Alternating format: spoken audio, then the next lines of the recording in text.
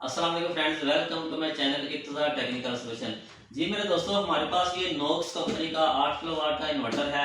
अभी मैं आपको बताने वाला हूँ कि इसकी अभी हम अनबॉक्सिंग करते हैं, उसमें देखते हैं कि क्या क्या इसकी एसेसरीज निकलती हैं और इसकी क्या स्पेसिफिकेशन है, इसकी क्या डाटा शीट है, इसकी इनपुट वोल्टेज रेंज कितनी है, इसके साथ हम कितने पैनल लगा सकते हैं और कितना लोड हम उठा सकते हैं। मुकम्मल डिटेल के साथ हम डिस्कस करते हैं।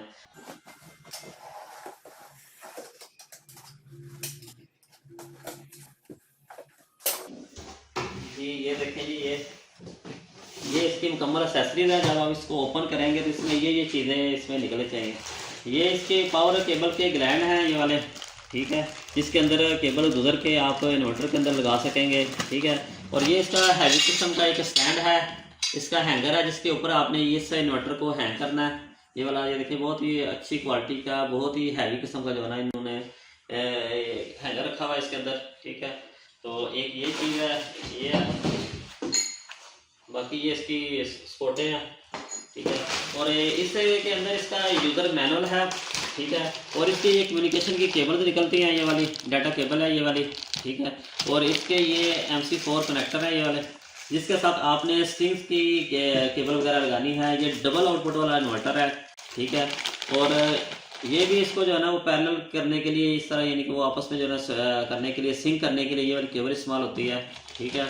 तो इसके अलावा ये इसकी CD है, ठीक है, इस इन्वर्टर की। और ये इसका यूज़र मैनुअल है। इसके अंदर इसकी मुकम्मल स्पेसिफिकेशन, इसकी मुकम्मल डाटा शीट दी गई है। इसका मुकम्मल आप इसकी सेटिंग भी कर सकते हैं, पूरी डिटेल के साथ इसको चेक भी कर सकते हैं। अगर कोई फॉल्ट आता है, कोई मसला आता है, आप इसके थ्रू जो है ना इसका फॉल्ट का नंबर ट्रेस करके इसके ऊपर देख सकते हैं। इसकी डिस्क्रिप्शन में इसके फॉल्ट की क्या डिस्क्रिप्शन है, क्या वो रीज़न है जिसकी वजह से इन्वर्टर फॉल्ट में आया है। और इसके अलावा जो है ना ये इसकी अपना ये भी इसकी शीट है, इसके अंदर इस एक पेपर के अंदर जो है ना इसका मुकम्मल डाटा दिया गया है। सोलर इनपुट कितनी है, सोलर इनपुट 2 है, ये डबल आउटपुट वाला इन्वर्टर है, ठीक है। और इसके अलावा जो है ना इसकी ये कन्फिग्रेशन की ये वाली लिस्ट है, मुकम्मल कन्फिग्रेशन इसके ऊपर दी गई है, इस पेपर के ऊपर, एक ही पेपर के ऊपर। और इसके बाद हम इसको ओपन करके, अभी मैं आपको इसको बाहर निकाल के भी चेक कराता हूँ कि ये इन्वर्टर जो है ना वो, इसको अभी बाहर निकाल के चेक करते हैं। जी फ्रेंड्स, ये इसका फ्रंट व्यू है, आप चेक कर सकते हैं। ये इस इन्वर्टर का फ्रंट व्यू है, बहुत ही प्यारा ये डिस्प्ले है, वाईफाई कनेक्टेड है ये, ठीक है। मुकम्मल डिटेल जो है ना, इसके पावर का बटन है, ये फ्रंट से दिया गया है पावर का बटन, ठीक है। और ये इसकी सारी वो लिखा हुआ है। बाकी नॉक्स कंपनी का ये इन्वर्टर है, हाइब्रिड इन्फिनी मैक्स 2 8 किलोवाट 48 वोल्ट में, ठीक है।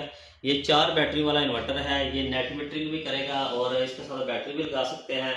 और यानी कि मुकम्मल हाइब्रिड इन्वर्टर है। हाइब्रिड मतलब ये है कि आप इसके साथ बैटरी भी लगा सकते हैं, इसको वापडा भी दे सकते हैं, ये नेट मीटरिंग भी कर सकता है और बैटरी के बगैर भी वर्क कर सकता है। मतलब कि मल्टी फंक्शन ये इन्वर्टर है, ठीक है। ये इसके साइड व्यू का भी आपको चेक करा देता हूँ। ये देखिए, ये इसके साइड व्यू का ये फिल्टर है जिस तरह ये लगा हुआ, ठीक है। और ये इसकी दूसरी साइड है जी इस इन्वर्टर की, ठीक है। और ये इसकी बैक साइड है जिसके ऊपर आपने इस हैंगर को जो है ना वो लगाना है।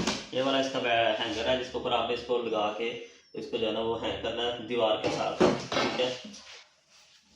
अभी हम इसके कनेक्शन की बात करते हैं, इसके कनेक्शन आपने किस तरह करने हैं, ठीक है जी। ये देखें जी, ये डबल MPPT चार्ज कंट्रोलर इसके अंदर लगा हुआ है, डबल MPPT चार्ज कंट्रोलर है, PV1 है। ये PV1 के कनेक्शन आपने यहाँ पे करने हैं, ठीक है। पॉजिटिव आपने वायर यहाँ पे लगानी है, स्ट्रिंग्स के जो ऊपर से पैनल आने हैं, ठीक है। दूसरी वायर आपने यहाँ पे लगानी है और PV2 के कनेक्शन आपने यहाँ पे करने हैं, ठीक है। और इसके अलावा ये वाली जो है ना ये कम्युनिकेशन की केबल है, BMS की केबल भी जो है ना इसके साथ आप लगा सकते हैं, जिसके साथ आप बैटरी को इसके साथ लगा के इसको कम्युनिकेट करा सकते हैं। ये लिथियम आयन बैटरी को सपोर्ट करता है ये वाला इन्वर्टर। और इसके अलावा आप इसके साथ DC आउटपुट भी ले सकते हैं, 12 वोल्ट की DC आउटपुट भी ले सकते हैं। ये इसकी पिने हैं, ठीक है। यहाँ से आप इसकी आउटपुट भी ले सकते हैं, ठीक है। इधर से इसके वाईफाई को ऑन ऑफ भी कर सकते हैं। ये वाईफाई का सिंबल दिया गया है, इसके वाईफाई सपोर्टेड है, इसके अंदर ही बिल्ट इन वाईफाई है, ठीक है।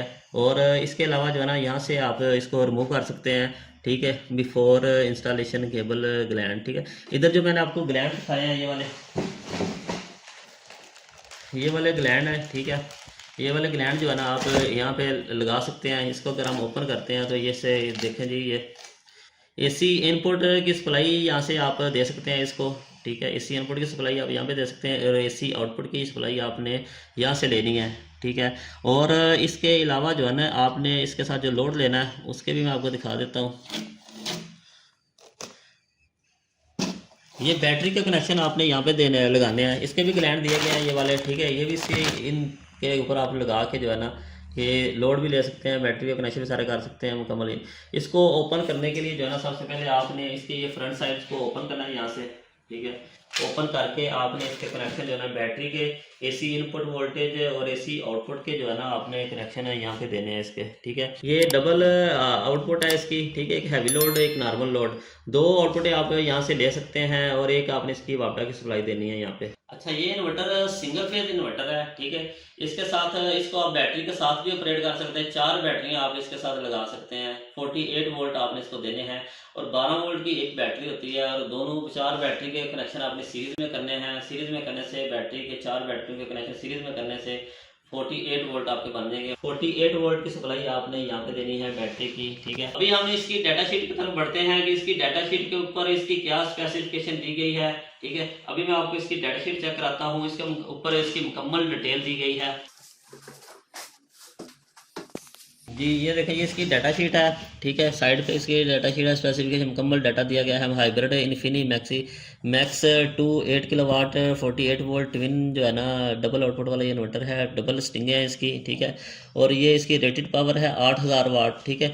आप इसके साथ 14 पैनल 575 वाट के 580 वाट के 14 पैनल आप इसके साथ लगा सकते हैं, यानी कि 7 पैनल की 2 स्टिंगें आप इसके साथ लगा सकते हैं। 7 पैनल की स्टिंग एक MPPT चार्ज कंट्रोलर को जाएगी और दूसरी जो है ना 7 पैनल की स्टिंग दूसरे 4 कंट्रोलर को जाएगी, यानी कि डबल स्टिंग वाला इन्वर्टर है। डबल स्टिंग के जो है ना 7 पैनल की स्टिंगें बना सकते हैं, सीरीज में कनेक्शन करने हैं एक स्टिंग के आपने, ठीक है।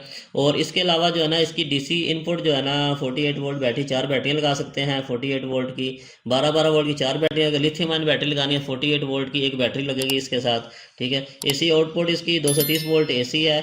AC चार्जर मोड में देखें तो AC इनपुट इसके 230 वोल्ट हैं। DC आउटपुट जो है ना इसके 54 वोल्ट DC हैं, ठीक है। चार्जर करंट है इसकी मैक्सिमम जो है ना 120 एम्पेयर का चार्जर है इसके अंदर, ठीक है। बाई डिफ़ॉल्ट जो है इसकी 30 एम्पेयर की सिलेक्शन है इसके ऊपर।